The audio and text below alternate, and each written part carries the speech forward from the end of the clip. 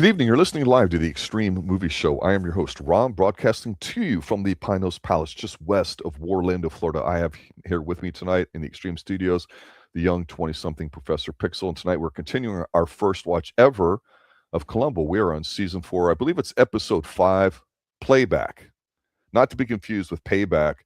That's, from the late 90s. This film noir thing that's got Mel Gibson in it, but the Columbo-led mystery. And I got to tell you, after what I thought was a relatively immodest and weak episode with Dick Van Dyke, we followed up with a pretty strong one last week. And boy, I think there's going to be a lot to be said about this one because I haven't seen this, Pixel, but I'm telling you, there's a lot of strong elements in this one here too. And a lot of it's going to be about the main guy, this Oskar Werner, this German actor that Peter Falk himself, I think, flew over to Germany to get him over because he was like a big fucking deal at the time. And I have a tough time getting past his hair, and I'm just going to put that right there out in the open. But overall, there were some phenomenal things about this episode, and it was a very strong episode to me. And I could actually argue, and when I went back and watched it the second time, I could say it even got better on a rewatch. What's your initial take on this episode, sir? He's got the hair of a German beetle. That's an interesting take, but yeah, it's just this. The old days we would call it foppish hair, but it just doesn't befit him and his the way he carries himself. You look at him, you think he's a village idiot. It's the village idiot haircut, right? It just is not right. And in the 70s, you had different kinds of fashion. I'm not knocking him or something, but it was not presented well with him and how good he was in this. Because he honestly, there's an argument to be made. This guy's one of the top tier assholes. Not I'm talking smart guys Columbo's come across or cool guys, but just dark assholes. And we'll talk more about it as the episode goes on. But yeah, he does have a look, doesn't he? He does. But our first look at him is dark. Let's get right into it. Yep. Night outside, we see him in the garden, and he is putting some mulch, kicking on the wall with his shoe, and he is not punching out, but getting the glass out of a window pane. This is set up. He goes inside where we get to meet the little family that's within. We have this older woman. I can't remember her name. But we also have his wife. Mother-in-law. Huh? Mother-in-law. Yes, his mother-in-law, his brother-in-law, and his wife. And his wife is in this smart wheelchair. Could you tell she was in a wheelchair right off the bat? No, I wasn't not paying at all, attention actually. to that. It took me a while. Then I went, oh, she's in a wheelchair. Yeah, as soon as he went over and because they actually make a comment within the conversation, talking about, he mentions his wife and saying that she's incapable, and the mother-in-law says, "Don't call her incapable." And I'm like, why did he say that? And then he goes over and pulls her out with the wheelchair. I'm like, oh. I think the scene is intentionally set up for her to not necessarily be where it's that obvious till they get into it. I think so too. But the mother-in-law wants to speak with him privately, so the wife goes ahead. The brother goes home. Huh? Margaret wants to have a word with him in private, and it turns out that she's not a fan with how her son-in-law has been running her company, with all these little gadgets and this ridiculous smart home he's built. So she wants his resignation effective tomorrow, and she's going to or else. What's the weight she's got on him? Yeah, because that's how she's going to get him to do it. She'll tell her daughter about the affairs that he's been having. She sent a private investigator after him, and all these places that he goes away, women here in Malibu, and yeah. So he doesn't want that, but it seems he already has a plan in mind. So he bids her good night and then starts getting everything set up. He has this little room because there are cameras throughout the place. Control room. He has his own control room from within. Not quite a war room to me, for those who care, but control room to me. He has some blank tape. He tapes over the empty foyer that he's got, and after he's taped a little bit, he's like, okay, perfect, I'll set it up as a loop.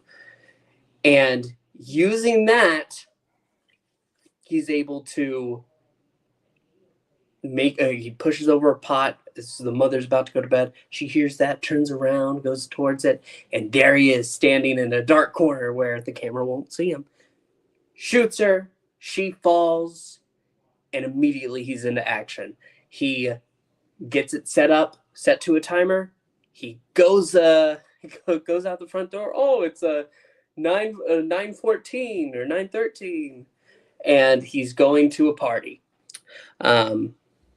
When the shot happens, the wife rings down, thinking that she heard something in her sleep. But no, you're fine, honey. Your mother, she's still listening to her music in the other room. And off he goes. The timer goes off while he's at the party. The footage plays so that the security guard outside sees the mother-in-law getting shot. He rushes in because now the tape is running, and that's what they have. And he gets a call that night to go ahead and come back because somebody has broken in. And this is when Columbo enters the scene. Yeah, there's a lot going on here, and on the second rewatch, I went, "Oh my god, this is just done very well." Because again, like I say, it didn't seem like she was prominently displayed, even though she's in the center of your screen. And for me, when I saw him go in there, one, I thought he carried himself elegantly, not with a faux swishiness of some Euro trash, wannabe Playboy guy or whatever like that. This guy carried himself, I thought, very firmly and strongly. A little different than an American attitude. Not quite a snob, but he's got what I would call, look, you can be an asshole. That's different than being a dick. And he's got a bit of a dickishness to him. And a dickishness attitude in somebody you can almost respect a little bit, because being a dick is a choice and it's just your behavior patterns or whatever. I'm not saying it's right or it's wrong, but it's different than somebody, just stupid or dumb or arrogant. It's just, there's a different kind of feel to it. And the thing is I had this big kind of mental disconnect between the way his hair looks, but then when he walks in and he has a baritone, I'm not gonna say it's a deep, rich one, but it's not feminine in any means. He's like, "I love you, darling. You look beautiful tonight." And he's kissing her, and she's in the most non-sexual outfit of all time. She's got this long dress from like neck to heel or whatever like that. She's very elegant, beautiful woman, classy. You can tell she really loves her husband, who happens to be running her mother's job. So we don't really know anything about it, but what I wanted to fill in with some of my, being an 80s teenager, some of the things that makes this a little bit special. And one, I could care less about camera taping and reel to reel, and we've seen stuff like it. But at the time, him having a digital watch with it was an LED is fucking cutting edge. I'm not saying it's good, because mechanical old school watches are a hell of a lot more elegant, classy, and just better in my opinion. However, the transistor getting into the mainstream and getting into things like radios and stereos and all that was huge. And we mentioned this before a little bit with the photography in some of the episodes about how, for me, seeing that was really kind of cool as a period piece. Because again, the show's this is 51 years ago as of our recording here in 2026. And so I liked actually the verbal sparring between the mother-in-law and him, because here's the thing. Mother-in-law owns the company. She says she doesn't like how things are going from one quarter to another. You don't have to say what the numbers are or the percentages or get geeky. Nobody gives a shit. The point's communicated to you as a viewer that she's not liking the fact that he made a decision to transition into what he thinks the future, which is these microelectronic devices. But the thing is, in reality, he was fucking right. And it doesn't matter the episode, but it's just really incredible that they said, you know what? Let's put something like this that's now starting to become a thing in the 70s and get it in an episode. I love it, right? It'd be like if you used AI in a movie, right? Which we've seen, right? So there's also some interesting writing as far as the lines go that I thought were great lines, like when he's helping her go up the motorized stair path and all that, because that would come into play with his wife. Like, oh, okay, he's gonna fucking kill the wife. He's gonna have to do all this elaborate stuff because it's a smart home. He knows what he's doing. Okay, how, and he's set up part of it, right? He's getting ready to go do it again. So when he's going up the stairs with her, he's like, she says, "Oh, I heard you and your mom going at it," or something like that. And he's like, well, sometimes your mom, I just had an argument with her or whatever, I could like that in, and it was just kind of like he was saying that kind of like it's just, hey, we're talking, but that's kind of what really happened. But you can tell, and this is the beautiful thing about, especially on rewatch, and if you catch it early enough, it really tells you how evil this guy is. It's not the way he kills the mother-in-law. It's the way he treats his wife, because you look at him, he dotes on her, he treats her really well. She generally loves him, and she's not a sap. She's not whatever. She goes and he puts her in bed. He's getting her a glass of water and all that. She's laying there in her little frou-frou outfit and all that with the really nice silk stuff and all that. And she's staring at him and just looking at her. And this actress is phenomenal. I'm telling you, bro. She's like talking or whatever, and she just is looking at him. She's like, I love you. And he's like, huh? Because he's not really paying attention to her. He's getting stuff for her. He's like, oh, I love you too. Yes, I have to go to the thing. And it might be missed, but the quick exchange here, if you're watching her, is she's like, I'll go with you. And it's like, no, it's too crowded. There's all these gossiping people. It's just a thing. I'll hop in, I'll hop out. He's working on his alibi. But he's actually not talking down to her at all. He's really got this well thought out, and he's really treating her well. And she's just looking at him with all the lovey-dovey in her eyes. She wants him to stay and make love to her. And he's like not even reading the signs at all that. And he's like, oh, later or whatever, basically. And she's okay with it. It was done so well, but it was kind of so sad to see, because what man turns down, a night of love making with this woman, right? Even if she's in a wheelchair and maybe things don't work as they normally do. She does not come across as being incapacitated. It's just such an incredible dynamic, and that's going to be the meat and potatoes episode, which I was not prepared for, because when he goes to do all his gadgetry kind of stuff, okay, it is what it is, right? We'll talk about that with the gotcha. Again, cutting edge at the time, it's a big deal. It means nothing by today's standards. I looked this house up today, Pixel. It's actually for sale right now, and I think it's going for a little over $40 million. It's about 7,000 square feet, and it's been redone a little bit on the inside. But I remember really liking the way that the gardens looked. So out of curiosity, I looked it up and then checked out, and I thought, I love how Columbo uses a lot of locations, even if it's just the outside stuff and maybe what's inside the setup. I'm not sure how that goes. But him killing her wasn't really, like, I don't know, scary or intimidating or like that. It was kind of like, no, it was kind of like well, how do you say it? It just was underwhelming, but what I enjoyed, again, like I say, was how he treated his wife. So setting up the police officer and all that wasn't a big deal. But let's talk about this guy's sweet ass. Was it a Mercedes he's driving and all that? Writes the 913 down time on the where he's going, and hands it to the guard, which is important. It's not a throwaway. And when he gets there, oh my God, this is probably one of the slides that I gave you. I don't know if you have it up right now. Oh, yes. So let's start with the slides. Because we had him with the wife, and then he goes to the party. Yeah, start with the first one. Because I think I had about 6 of them, or maybe 7. And I know you might have a few. Okay. There's them together, him and his wife. But then when he goes to the party, he gets greeted by this very lovely woman. Wow, what a stunner. She's played in a lot of stuff. She was actually in I think the movie called The Private Eyes with Tim Conway and Don Knotts, which means nothing to you, but I remember liking that as a kid, because I always liked Don Knotts a little bit and Tim Conway. That was like a 70s thing. I'm looking at her going, hubba, she needs to be a part of this or whatever. Okay, I understand why he's doing what he's doing. He's going to leave his wife and blah, blah, blah. He's going to involve this hottie here, and he doesn't. Look at that. That is stunning. That's what everyone looked like in the 70s and going into the 80s, Pixel. I'm not exaggerating. Look at that. And look at her eyes. This guy's got more Riz walking around here than anybody you know of lately or whatever like that. She's ready to go in with him right now. This is pure elegance and class. This woman is just stunning. I honestly, and this is where I was disappointed with last episode and this one, even though they've used the women to a good effect, they're just side pieces. And I'm waiting to have like another really strong woman, which we kind of do get in this episode, I think, at the end, but just as a more main one, or even a female killer, because look at her. Just look at that. What's the next slide, by the way, out of curiosity? Next is him showing the watch, because he's very specific about the time. Yeah. When Columbo finally gets to the scene, he's under the weather. His voice sounds a little lower than usual. And he's going around. It's funny, because I was just noticing as it was happening, it almost felt like it was on purpose that Oskar, Werner, Harold was avoiding Columbo, because he shows up and he passes right by. They don't even look at each other.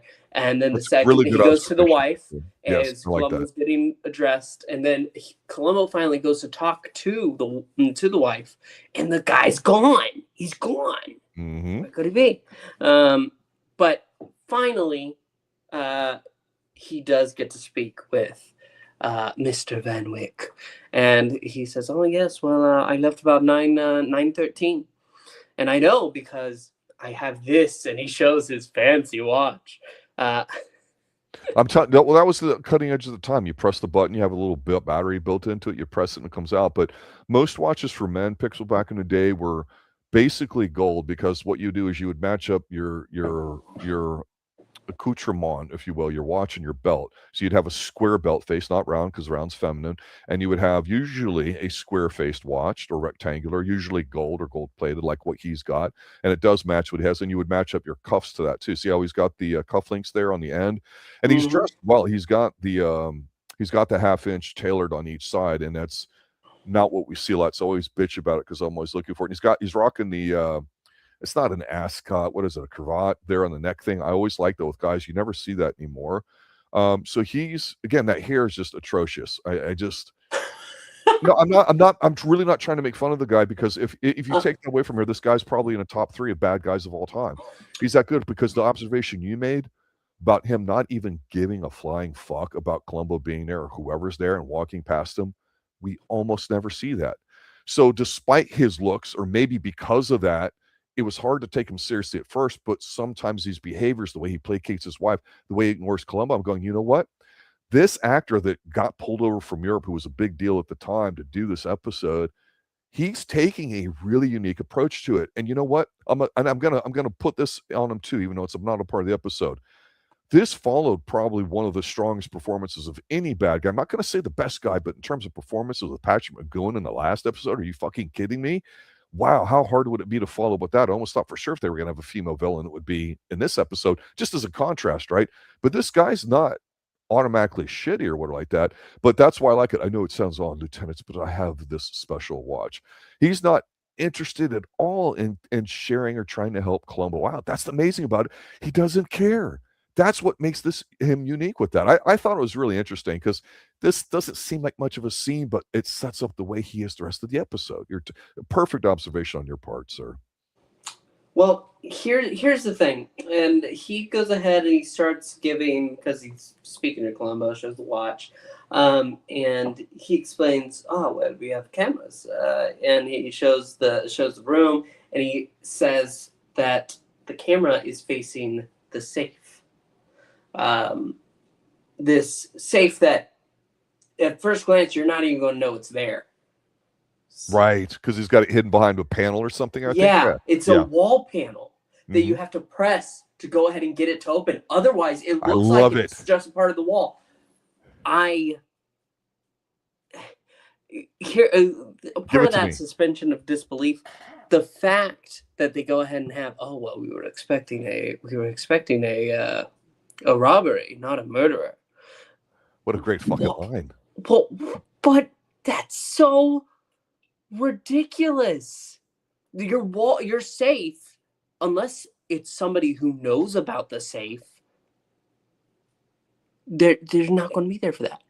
And there's no line of suspects to even think about, oh, well, maybe the brother or something. There's nothing there. It's meatless. It's just... like if he had even a painting safe, like, oh well, I believe that behind there, that's where he's going to keep the goods, but it's untraceable. Like, it's... What's the issue exactly? How would a robber know? How would a burglar know that there's a safe in that wall spot right there? It's irrelevant, though, isn't it? I don't think so. Not at all. Because he's got the majority of the room, but it's the line of sight is directly on where the safe would be. That's the only thing that they're trying to protect. So that's the only thing that they're trying to cover. And whether or not somebody would know it, it's not. But also understand too, what if somebody inside the house goes to steal it, like a brother or a family member or a wife or another family? You know what I'm saying? Because remember, he's the one that designed it, put it in, so they all know it. So that kind of keeps them all honest, right? So a group of... I know what you're saying. It seems like it should be everywhere, but it was just like, it wasn't even like he was trying to, if he had a side angle of trying to frame that the brother accidentally did it, Mm-hmm. maybe that would have helped me go ahead and just push past it. But I can't help but think he pops that open and like, we didn't know the safe was there. So have the Behind camera the and wood that angle, paneling. we Come on, understand it bro. now, but it's Oh, like, all this wood furniture, ferns that were so big in the 70s and 80s, man. I'm telling you, that's what got no, it's a knocked good over. looking house, like It went inside of it. upholstered furniture. Yes, this is, oh man, I'm just, oh, this is incredible. Love it. It's all analog too. Look at that phone on the desk. I'm looking at it right now. Big, heavy ass wood desk. It takes like 14 people to move. That's what I'm talking about. The ship that's made out there. It's not even in the glass. It's just separate. I mean, that is a man's room, sir. And so, of course, you're going to have a hidden panel with your safe. Just saying. I mean, It's always behind a painting typically, but here it wasn't. I will give you that. yes. But to your Just point, I can see where it's thin, and we do have to kind of stretch it a little bit sometimes with Columbo episodes just to kind of let it work. It was plausible enough for me where I go, okay, whatever. Because the whole indifference thing, I think, was really what they're showing here.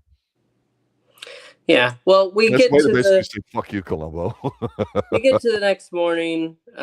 Actually, no, it is. That's what he looks at. He looks at the mulch. He goes outside. He has the dog with him. We haven't seen the dog in so many episodes. The dog is our harbinger. We know. Well, before that, though, in the evening, he does talk to security guy. And he's like, yeah, he handed me this thing that has puts autonomous. Like, well, why would he do that? And he goes, well, because, this is kind of what he does. He's always da, da, da. And he says, when a person says something and he does something different, I immediately think, why? So I think, honestly, at this point, this is where he thinks he's the bad guy. That was my take on it. That's fair because he goes and speaks with him one more time after that, where he asks about why you don't have a second camera. Right. If they didn't do that, I think that would allow, like what you're saying, to be more like the big gaping hole in the plot rather than, maybe, you know what I'm saying? So I think that saved it for me is what I'm saying. Yeah.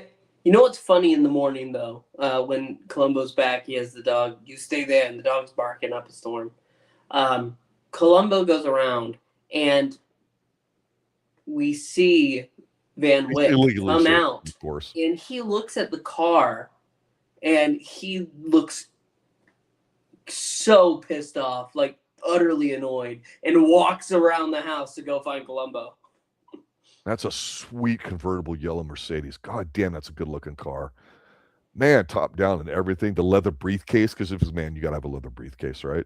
No, this is when I was like, wow, I really like this house. We haven't seen a really good set piece, I think, for a while. I mean, the one with McGowan at the military center was interesting, but it wasn't really sexy, right? But this is complete like upscale New York or whatever.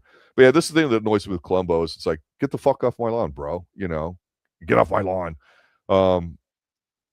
I think that's one of the also probably I don't know which slides you have because I haven't seen them yet, but it's mulch. Because I'm like, yeah, I know what that is. I'm in Florida. We have mulch everywhere. He's like, I have no idea what the fuck it is. This is great because Van Wyck thought of making up the story of okay, he's going around up there and he climbs in through the back, but to leave the mulch on the wall there, and then there's none inside. Like, and he's like, oh, well, maybe he took off his shoes. And Columbo's like, oh, yeah, of course. What? Columbo doesn't buy that. You can tell he doesn't buy that at all. Yeah, I'm going to say something that you didn't say because I think we look at things differently, which is why I love talking about these things. To your point, when he comes up with dog, I really was like, oh, Jesus Christ, I'm really trying hard here. And you bring this stupid dog here. And I'm a dog guy. I am. It just does not work for me. I'm going, are they doing this for humor? Because this is not one of the longer episodes. This is one of the like 75-minute ones, not the 90-minute ones, right? And I feel like it's at its own pace. I get what they're trying to do with this bad guy. I don't know if I've bought it yet and it sold me. It wasn't until the end of the episode where I went, yeah, and then watched it again. But when Dog was there, what does he do? He barks like fucking crazy. Of course, Columbo has no idea how to take care of him or like that. But on a bigger, more meta scale, I love the fact that he's barking at him because what we see a little bit later is what? When he gets to let the dog out, you mean? Yes, because because him and Oskar, they have their little conversation about stuff, and you're right, Columbo's kind of not buying it, but he's not pressing them, right? They're just talking a little bit, and this is I like it when it's a little slow back and forth, but I still think Harold is doing a great job of just like not giving a fuck and not giving stuff and not trying to be arrogant the way we've seen a lot of the alpha American type bad guys Columbo's gone up against that either accidentally or intentionally killed somebody where they're just trying to explain their way or over help him out or whatever like that. This guy clearly just is not rattled at all about it. He's more annoyed, and I love that. I mean, this is not quite Leonard Nimoy's level in that one episode because he's still the worst motherfucker out of all of them.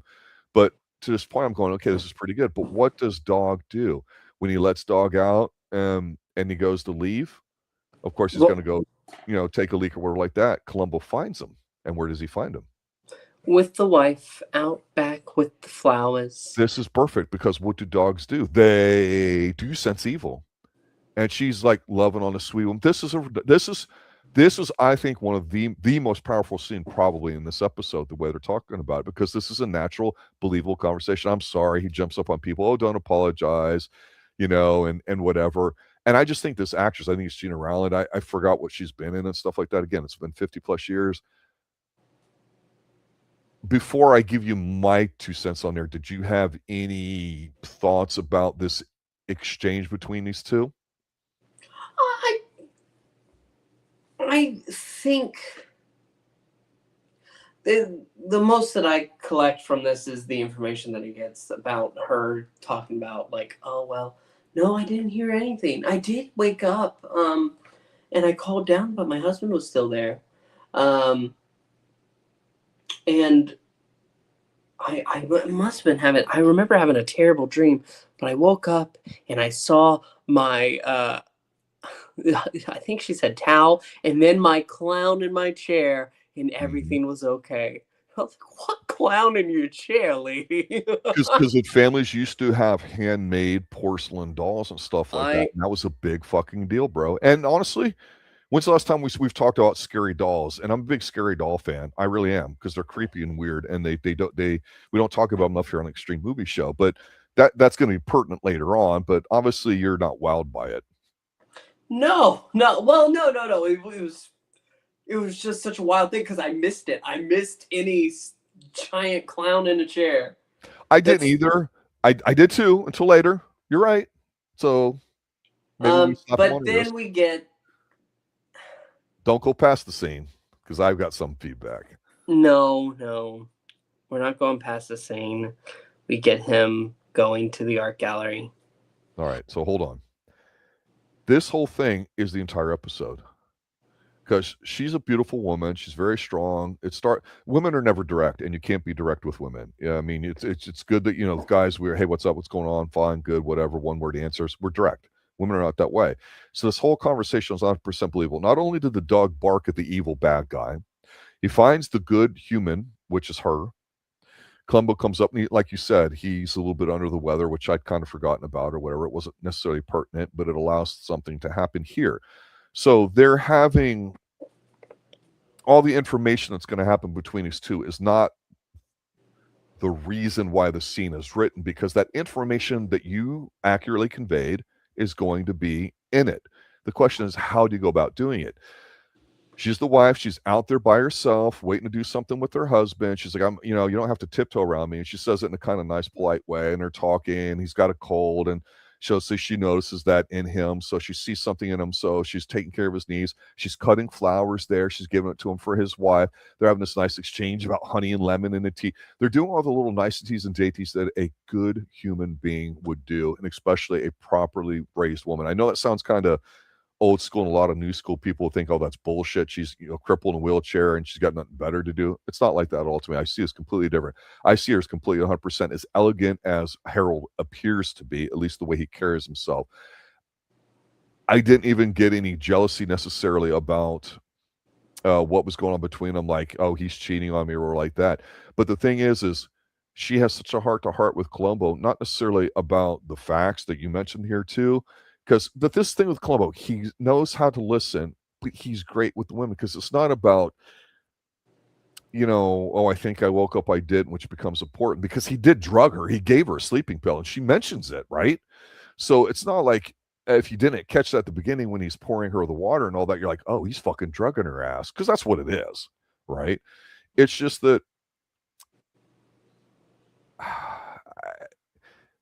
the mom's not really what this episode about, which could be a little disappointing. And I get the clown and chair can be a little anticlimactic, but I just thought it was such a powerful thing because the next scene is for comedic effect, which I think you want to talk about. Oh, I agree with you because this was funny, and I actually like the scene. I don't like all of Columbo's funny scenes, but this was perfect because the art in here is bullshit. yeah, it is. There's an eyeball in the mouth, like behind the really hot secretary that we saw earlier, the Hubba Hubba girl. And some of the art looking around here, I just don't get it. As an aside, because you'll understand this being a member of the Central Florida community like myself, I was where the old money is here in Orlando. I was in the city of Winter Park on Park Avenue. I went to a very upscale restaurant with Mrs. Xtreme. We decided to walk down, in the evening. It was a beautiful night. This is a couple weeks ago. Very cool weather here for Central Florida time. Beautiful, lovely, special evening that we have here in the spring. And there was an art gallery. And I stopped. And in the front window there, and you know how Park Avenue is with all their small shops, I look and I go, oh, that's a picture of Snoopy. And I went to take another step and I saw another big picture of Charlie Brown. I went, oh, they have some Charlie Brown pictures some artist did in his version. I was like, baby, let's go in here and check it out. She's like, okay. We walk in there and they're getting ready to have a showing in like an hour of this local artist that does nothing but Snoopy pictures, except for it looked like he took a dump on it and smeared it around, and it was very lumpy with really horrible colors that have nothing to do with any of the stuff that it looked like he took a couple strips from back in the day and just said, I'll make something like it. It looked like AI did it just with color stuff. It's like people that take like paint and then they put on a rope something, or they swivel it and they just dump shit on it and they call it art, because that's the kind of crap that's in this fucking studio.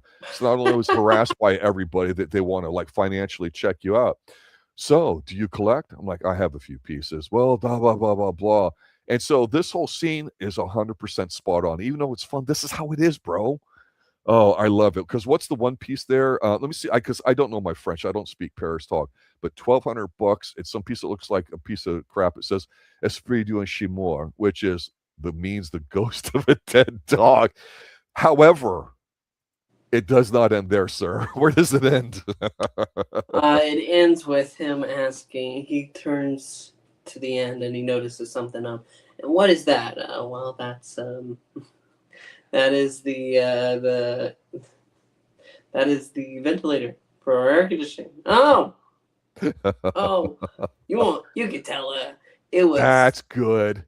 I'm glad you enjoyed that. You didn't. No, because like obviously a lot of there are the traditional pieces in the back, like actual paintings, but go ahead and have this. Oh, that they're looking at that. It's just and then when he points out, he knew what that was. Come on. Like, even if you are distracted by a bunch of bullshit like he is, you know that that's just the air vent.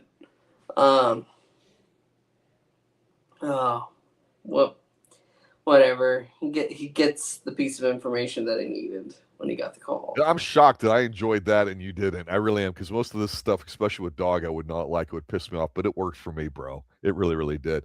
Because the lady's like appeasing him, and all that too.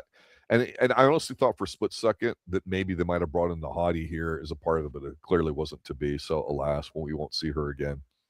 No, we won't see her again. But a goddamn shame. That's the real artwork in there. And then the next part, I believe, is here's the thing. We're in the third act. That's how fast this thing is moving. Huh? We're in the third act. That's how fast this episode is moving. Yeah, it's already, because this is short. It's like only an hour 15. And most of them have been an hour and a half. Yep. Almost an hour 40. So this one is quick. They get right to it. So here at the end, Columbo, he comes in with an officer, and they're bringing in this sandbox that's in this little bucket. The sand in a bucket. They set it down. Officer, I'm going to have you stand right there, please. And he pulls out a gun. Yeah. He's like, I suggest you plug up your ears, sir. I don't like guns. But unlike last week where he just gave it to the murderer to go ahead and shoot, he does it himself. While turning away and covering his ear, of course. But he does that. And what do we see in the distance? Or no, not see. We hear as the doors open. And the officer calls up, and we can hear the wife speaking because Columbo asked her to go there. Hey, I need you to tell me what you see and what you hear. And before it gets to that point, though, I want to interject something here because I think it's pertinent to what you're describing. The wife is in there with her husband while he's at the office because she's now found out that her husband's going to lose control of the company. And here's the thing about her. She's not, I think, power hungry like we've seen. She's like, but what if I took over it? And even if it's just for a little while like that, she's honestly trying to help him out, not to placate him, not to, lick his wounds or, pat him on the head or take care of his, nothing like that. She genuinely cares about her husband. She's so in love with him. And it's not the disgusting doting type, like she's naive. She just doesn't, she's ignorant. She doesn't know that he was having affairs. He's very supportive to her and all that. And it's kind of sad because I thought maybe some women might hate her role thinking, oh, this is bullshit, a woman would know and all that. I don't know. And the thing is this is when his mask to me starts to slip because not only does he really fucking with Columbo, it's the first time his wife kind of sees him as being a real asshole because he's like, are you kidding me? Why would I remain in a position in a company subservient to my wife? And it's like, if somebody talked to me that way, and I don't care who you are, and you're talking to me that way, yeah, we're fucking done, bro, or bra, or woman, what, man. It was just so, this guy just felt like he could talk to her that way. And it's like, wow, that's the first time in front of her that happened.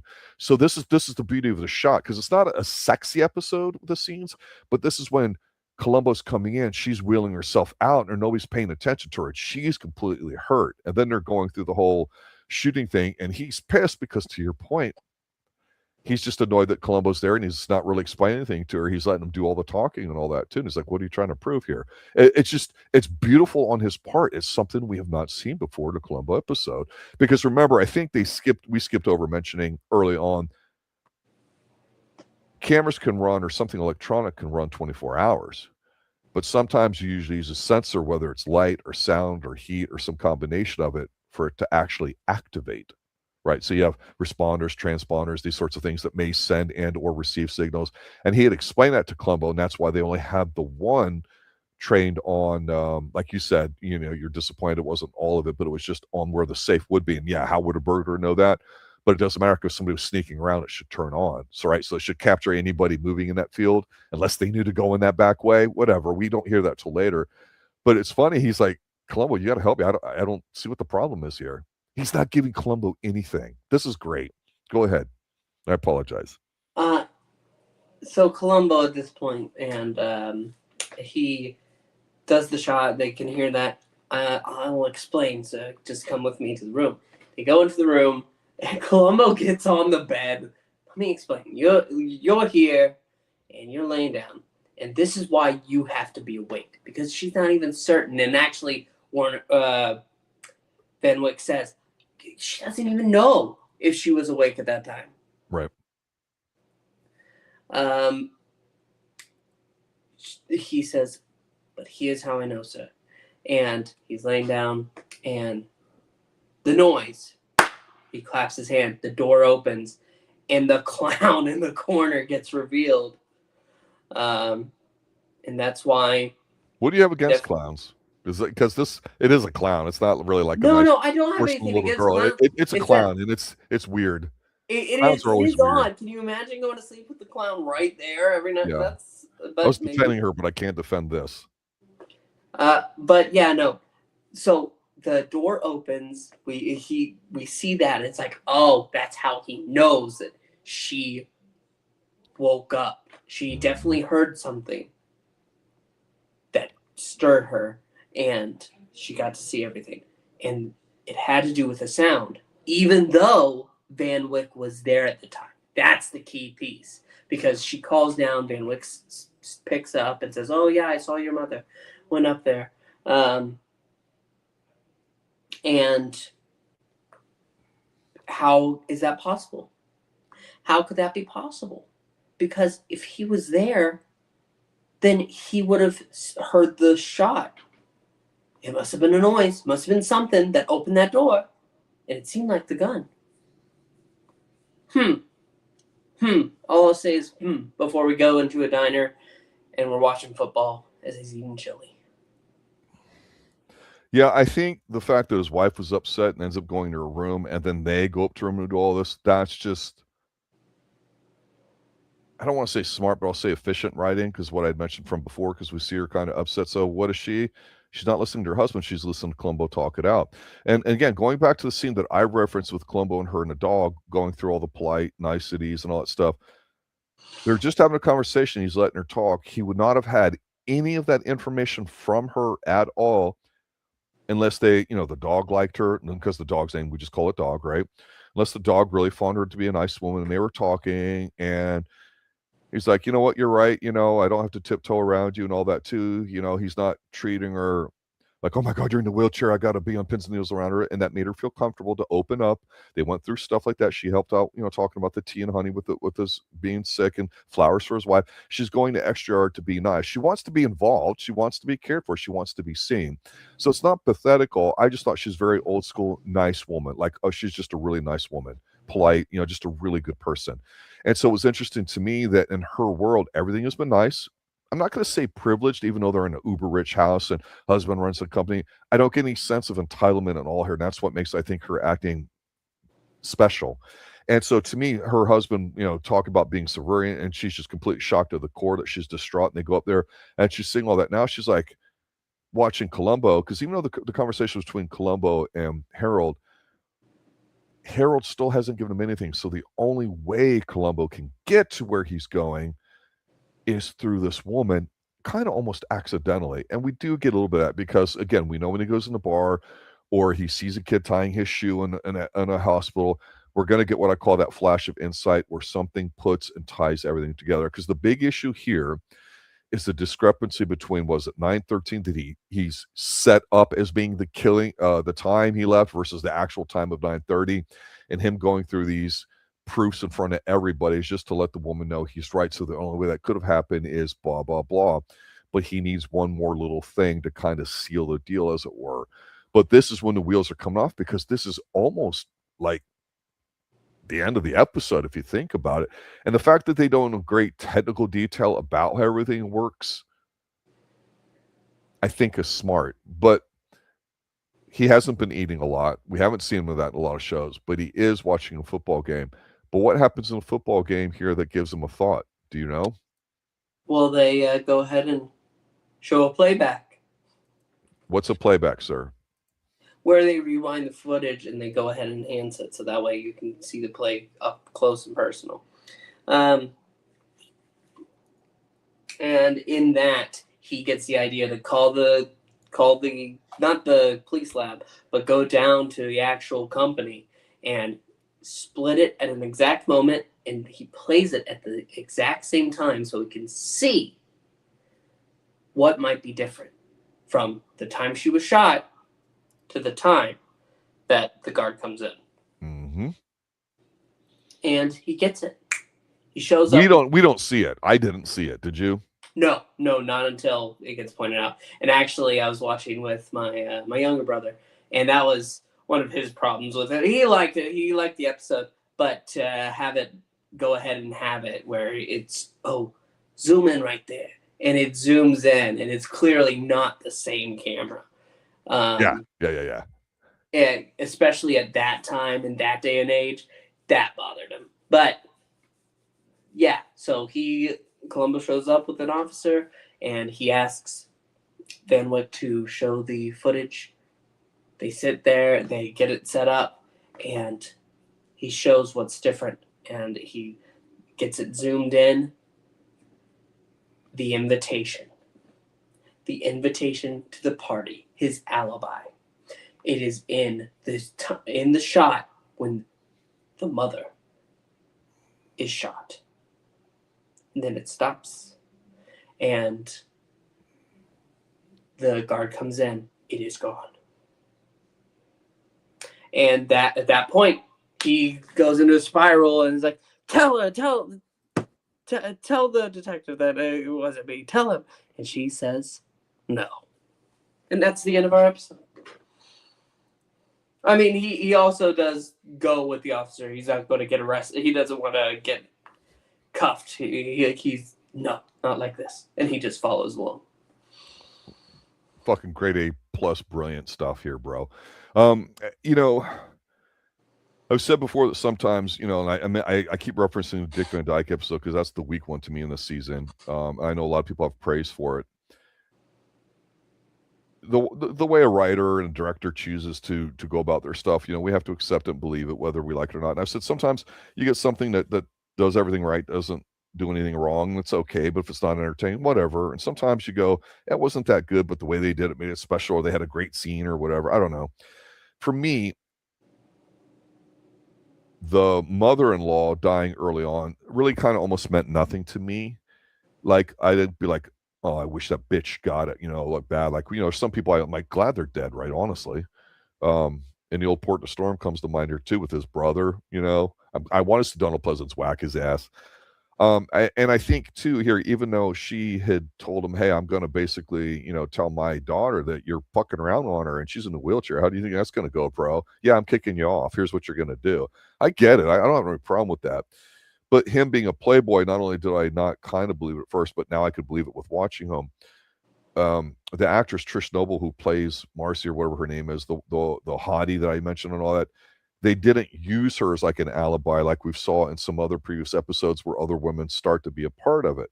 And I honestly, instead of saying, oh, they could have done more with the women or more with something or could have gone in this direction, I think it would have been better. I honestly think in this case, and I hate saying less is more. I mean, EV Mousum guy, more is more. I like the fact that it was just a tease there, just between what the mom said and watching the way she looked at him when he walked in that first time. That was such a stunning photo of her and look. But that's the whole point, is that when you're watching that, you're supposed to know as an adult, yeah, they're gonna be fucking any day now. I mean, and it doesn't matter that he's married or whatever's going on, and you can look at her and go, I got an average to decent looking woman who's paralyzed at home or whatever and all that too, or I could be banging this hottie at the art director and I've been banging women left and right. We don't need to know all of the conquest, but just that he's capable of it, and that's what he does. And not diving into it allowed us to focus on the fact that you said the most important thing about this episode that makes him different, I think very strong. He just doesn't give a rat's ass and gives Columbo nothing. The only way Columbo can catch him is through by dealing with really his wife, kind of once, basically. I mean, he talks to her a little bit, right when the death happens, but it's that scene on the patio where she's cutting flowers and the birds are chirping, she's petting dog. This is such an incredible scene. And then here at the end with her crying, being no, realizing what an asshole he is, that is us, I think, as a viewer going, wow, unbelievable. And the little touch that you mentioned just now, him refusing to be handcuffed and just walking away, he totally fucking loses it on her. Tell him we da-da-da. I mean, and he was never even close to that. If you can't hear me, I'm clapping because even though I'm shitting on this guy's hairstyle, I can take that away because I thought he phenomenally acted in here. I thought his wife was great in here, and there's really not much else. This is an incredible episode to me. It's not fun. Just like Patrick McGoon's episode, the last one there, it's not fun, but fuck, it's good. And these are more serious to me. I prefer these episodes. Damn, this is a really good one here, sir. Final thoughts or other observations? It's so funny just how, like, I feel like this episode and last episode have just been weak. Like, really? Yeah. This one with like I like Oskar Werner. Yes, he's very, very entertaining. But the way that the crime is solved, like with enhance, it's. You don't like the zooming in? No. The looking for discrepancies between because picture A and picture B? No. We have a CCTV at Publix. And let me tell you, those cameras have been around they were here after this episode was there, and they are of worse quality. And there's no saying what money he poured into it, but it just feels like it's trying to be ahead of its time with that. It And was at the that's fine. time. That's fine. It's just it doesn't. I wasn't drawn in by the mother-in-law. I liked his performance. And I like his performance here at the end where he starts freaking out. This is insane. Tell him. I like that. Yes.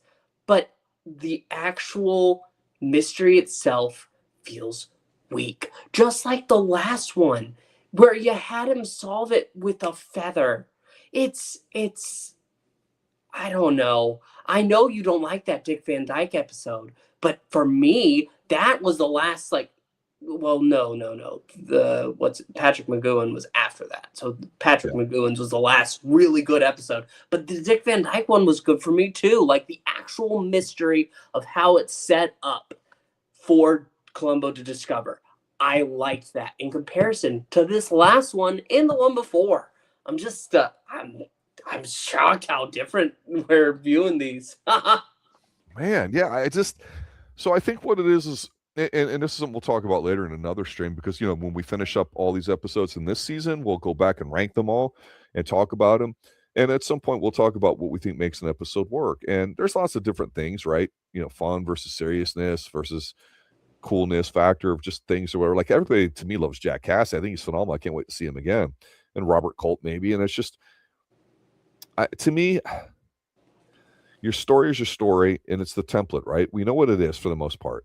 So the question is they're pretty much following for the most part. How can they make it a little bit different or more interesting? Is it the intensity of a particular actor? Like William Shatner is going to overact to people. Some people are going to underact.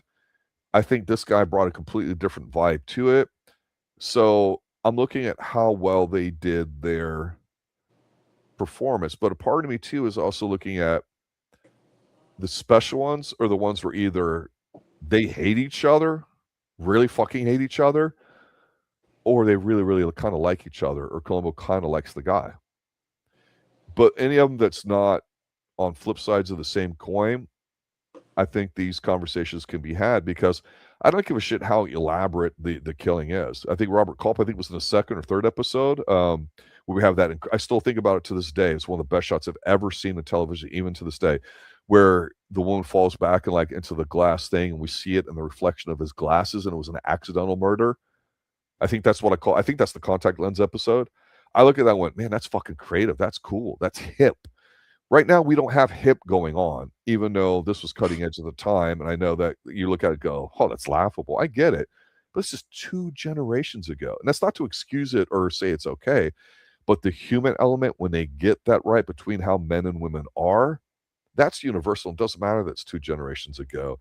I know I like to talk about the food and the dressing and all that, because at the end of the day, that's what I think helps Columbo solve it is, the feather. Yeah, I told you I thought that was kind of weak, right? But what was the human thing about it? Oh, the bitch, was fooling around on everybody. Goes sings Volare, goes to, she's basically a slut, so we don't care that she gets murdered because she was going to whack this dude. So, or she was going to, blackmail this guy, so she gets whacked. Okay, she deserves it. I don't care. I mean, but the feather was weak because it wasn't so much the human element. It was just, I don't know. That's the thing when it's done really, really well. Sometimes these side characters can make the episode to it. Because honestly, who's been the best, most funnest bad guy? Oh, it's Donald Pleasance.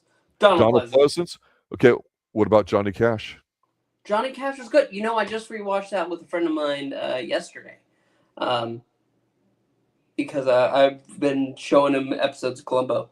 And that was the one that I went ahead and I was like, I want you to see this one. And it's a very good one. I like him, but I think the most enjoyable bad guy has been Donald Pleasance. Yeah, I agree with you.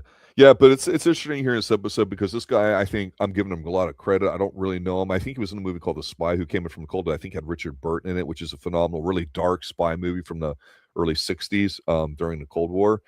I remember that because I think it's a John le Carre novel. Maybe pronouncing that wrong. Could be Carre or something. I think it's French.